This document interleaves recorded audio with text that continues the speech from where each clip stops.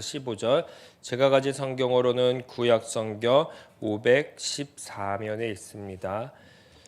열왕기상 13장 1절에서 15절 말씀. 한 절 한 절 우리 교독하신 뒤에 맨 마지막 15절은 합독하도록 하겠습니다. 솔로몬이 애굽 왕의 바로와 더불어 혼인 관계를 맺어 그의 딸을 맞이하고 다윗성에 데려다 두고 자기의 왕궁과 여호와의 성전과 예루살렘 주위의 성의 공사가 끝나기를 기다리니라.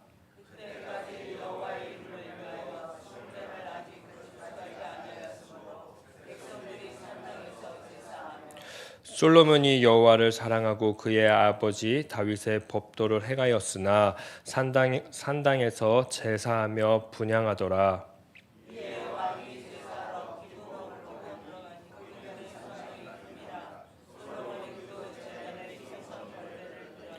기브온에서 밤에 여호와께서 솔로몬의 꿈에 나타나시니라. 하나님이 이르시되 내가 내게 무엇을 줄꼬 너는 구하라.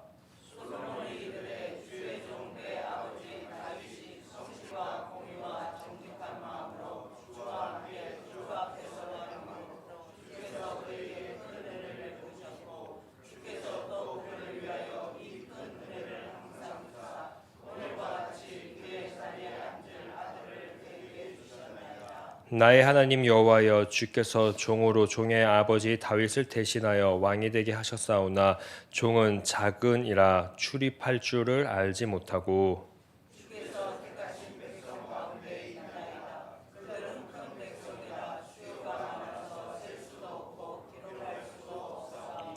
누가 주의 이 많은 백성을 재판할 수 있사로이까.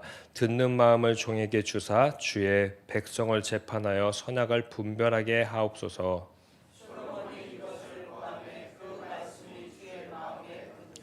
이에 하나님이 그에게 이르시되 내가 이것을 구하도다. 자기를 위하여 장수하기를 구하지 아니하며 부도 구하지 아니하며 자기의 원수의 생명을 멸하기도 구하지 아니하고 오직 송사를 듣고 분별하는 지혜를 구하였으니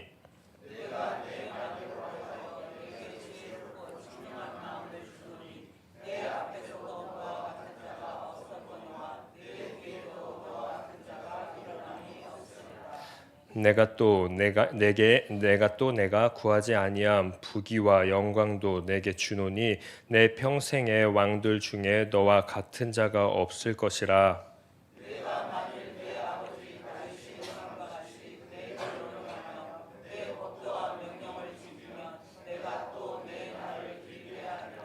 솔로몬이 깨어보니 꿈이더라. 이에 예루살렘에 이르러 여호와의 언약궤 앞에 서서 번제와 감사의 제물을 드리고 모든 신하들을 위하여 잔치하였더라.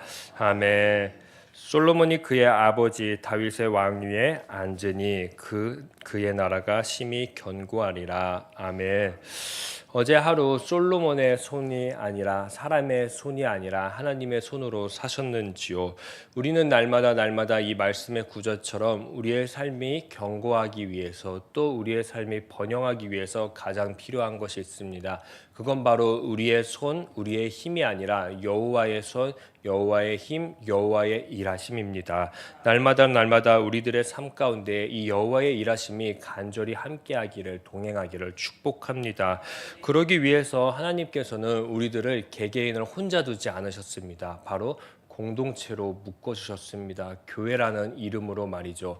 한 사람 한 명이 여호와의 손으로 살아가겠다고 다짐한 교회, 또 한 사람이 여호와의 그 일하심을 바라보겠다고 하는 그 교회에서 한 명이 버팀목이 돼서 누군가 여호와의 손에서 벗어나려고 할 때, 누군가 또 쓰러지려고 할 때 손을 내밀어 주셔야 됩니다. 여기 기댈 수 있게 말이죠. 우리 함께 여호와의 일하심을 바라보자고 말이죠.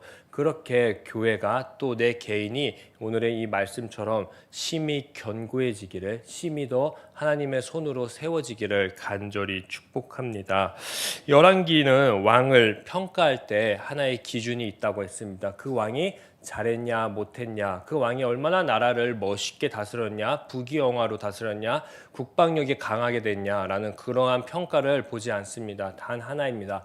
왕이 여호와 앞에 바르게 서서 하나님의 말씀을 잘 지켰냐, 지키지 않았냐, 하나님의 말씀을 순종했냐, 순종하지 않았냐라는 그 기준을 가지고 왕을 평가합니다. 그렇기 때문에 그 순종에 따라서 왕이 통치하고 있는 이스라엘의 그 국가도 그의 운명에 왕의 손에 달려 있습니다. 왕이 얼마나 하나님의 말씀에 순종하느냐에 따라서 말이지요.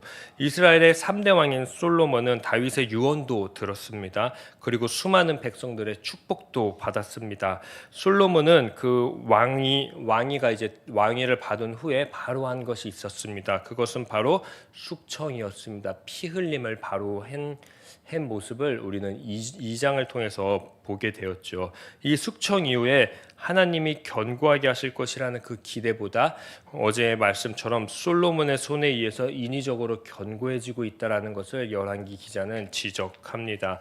그리고 그 지적을 지나서 오늘 우리는 3장을 만나게 되었습니다. 오늘 본문도 자세히 보니까 읽는 독자들로 하여금 솔로몬의 부정적인 모습이 3가지 정도 느낄 수 있게 합니다. 첫 번째는 1절 상반절입니다. 3장을 시작하면서 3장 그 1절을 보게 되면은 바로 나옵니다. 솔로몬이 애굽의 왕 바로와 더불어 혼인 관계를 맺어 그의 딸을 맞이한다라는 그 이야기가 불편하게 우리들의 눈에 먼저 들어옵니다. 솔로몬은 고대 근동의 풍습을 따랐던 것 같습니다. 왕권을 강화하기 위해서는 늘 우리가 보았듯이 주변의 강한 나라들과 계속해서 화친을 맺기도 하고 결혼을 하기도 합니다. 이것처럼 솔로몬이 바로 선택한 것은 숙청 뒤에 이 나라를 어떻게 하면 부국강병하게 할까, 튼튼하게 할 수 있을까, 우리보다 큰 나라를 찾아가 애굽이라는 나라, 이집트라는 나라를 찾아가게 됩니다. 그 나라에서 바로 혼인하게 하는 모습. 그래서 이스라엘이 언제든 힘들 때마다 도울 수 있는 그 나라를 선택하게 됩니다. 이 잘했다고 평가할 수 있을까요? 하나님이 원하시는 것을 하나님의 말씀을 듣는 것이었는데, 그리고 그 말씀을 실천하는 것이었는데, 율례와 법들을 지키는 이스라엘이어야 됐는데 세상의 방법으로 어떻게 하면 세상의 풍습과 똑같은 방법으로 나아갈까 솔로몬은 선택했습니다. 신명기와 여호수아서에서 줄기차게 나오는 이야기가 무엇입니까? 가나안 땅에 나중에 들어가게 될 때 그 가나안의 풍습을 따르라고 했습니까? 따르지 말라고 했습니까? 따르지 말라고 했습니다. 가나안의 풍습을 따르지 않기 위해서는 그 가나안에 살고 있었던 그 토착민들과 결혼도 하지 말라고 했습니다. 솔로몬은 그새 신명기와 여호수아의 그 말씀조차도 잃어버리게 되었습니다. 솔로몬은 선조들의 이야기, 다윗과의 약속을 금방 잊고 하나님의 손 견고하심으로 나라를 통치하려고 한 것이 아니라 자기의 손으로 견고하게 해 나가려는 3장 1절의 모습을 우리는 만났습니다. 이 사건은 훗날 큰 범죄로 11장에 이어지게 될 것입니다. 두 번째는 1절 하반절에 있습니다. 자신의 집과 주님의 성전과 예루살렘 성벽을 건축이 모두 끝날 때까지 그 애굽 여인을 여기 다윗성에 있게 합니다. 여기에서 중요한 것은 순서입니다. 순서가 어떤 거죠? 우선순위가요? 다윗성에 데려옵니다. 근데 자기의 왕궁과 여호와의 성전과 예루살렘 주위의 성입니다. 바뀐 게 있습니다. 바로 순서 중에 하나님이 먼저 가야 되는데 솔로몬의 생각은 늘 하나님은 뒷전이고 늘 자기가 우선이었습니다. 여기서 자기 중심적인 솔로몬의 모습이 더욱더 분명하게 드러나고 있고 선명하게 그어져 가고 있습니다. 마지막은 3절입니다. 3절. 우리 3절 함께 읽어볼까요? 솔로몬이 시작. 그의 아버지 다윗의 법도를 행하였으나 산당에서 제사하며 분향하더라. 아멘. 네, 이 3절에서 강조하고 있는 것은 상반절일까요? 하반절일까요? 네, 당연히 하반절입니다. 솔로몬이 여호와를 사랑했고 그의 아버지 다윗의 법도를 행하였으나 했으나 다 잘 지키고 있었으나 그러나 부족한 게 있었다라고 합니다. 그건 바로 산당에서 제사하며 분향 예배하고 있었다라는 것입니다.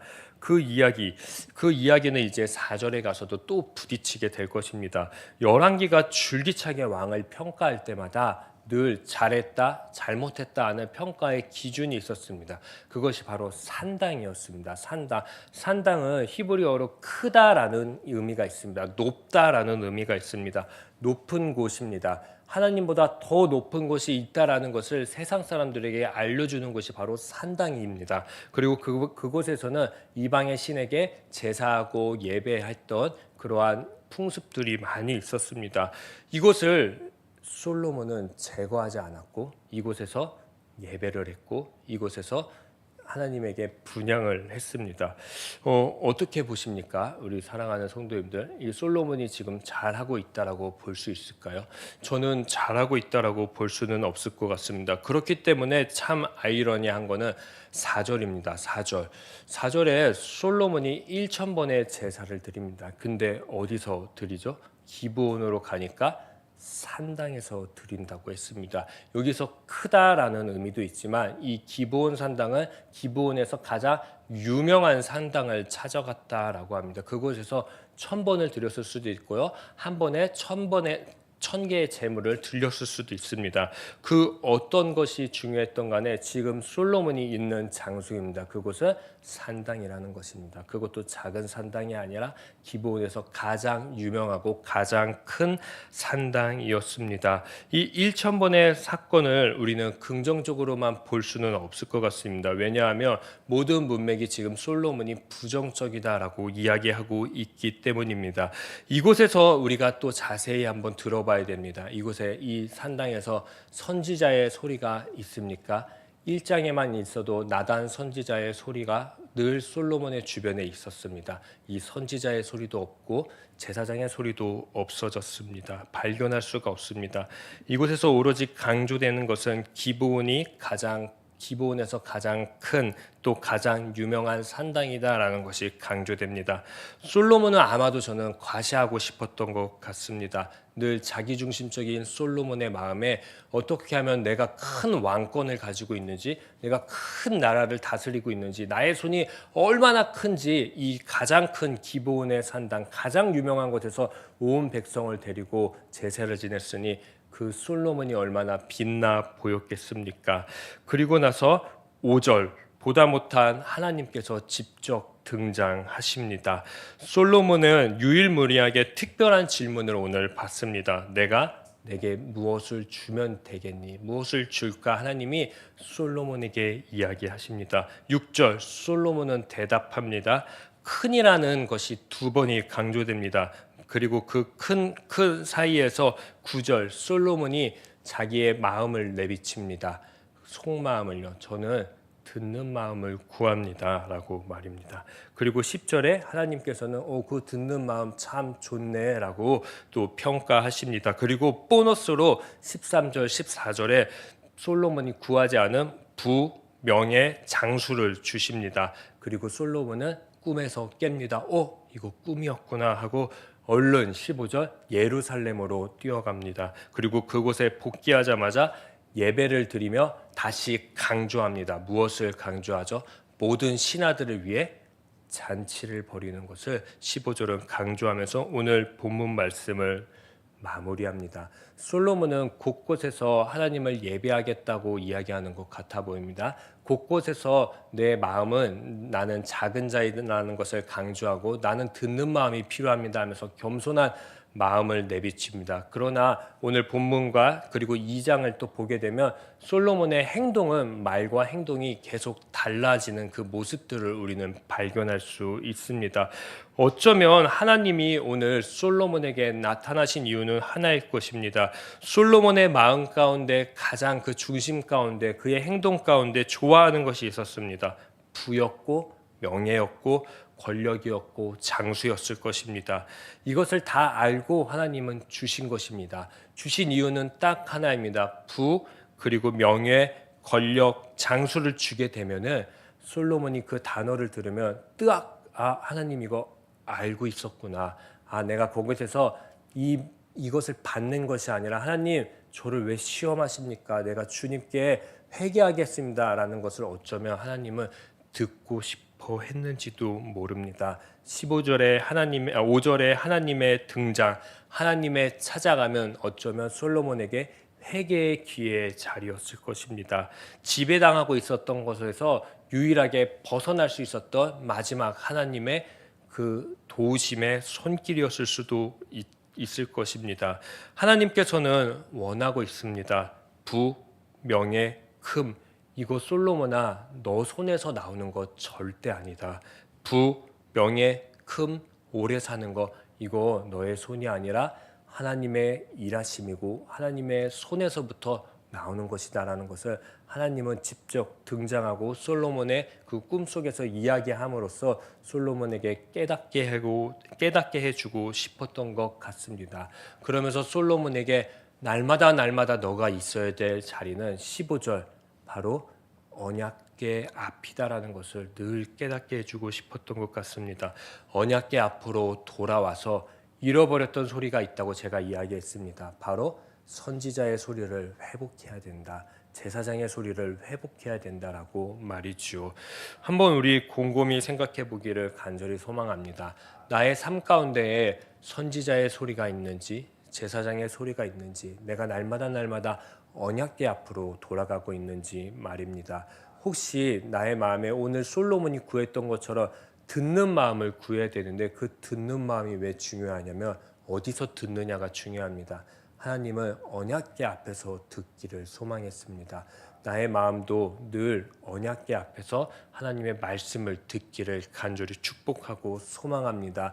그곳에서 예언자의 소리, 선지자의 소리, 제사장의 소리들을 회복하시기를 간절히 소망합니다.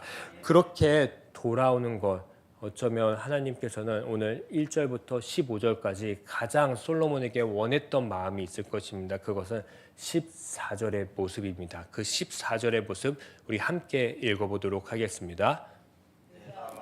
아버지 다윗이 행함같이 내 길로 행하며 내 법도와 명령을 지키며 내가 또 내게 너를 길게 하리라. 아멘. 네, 다윗이 가장 잘한 것이 있습니다. 다윗도 잘못한 것이 많습니다. 그러나 다윗의 삶에 늘 잃어버리지 않은 것이 있었습니다. 그것은 바로 다윗의 하나님의 길을 걸어갈 수 있는 예언자의 소리였습니다. 그리고 선지자들의 소리였습니다. 그 소리를 늘 가까이 하고 다윗은 언약궤도 가까이 했습니다.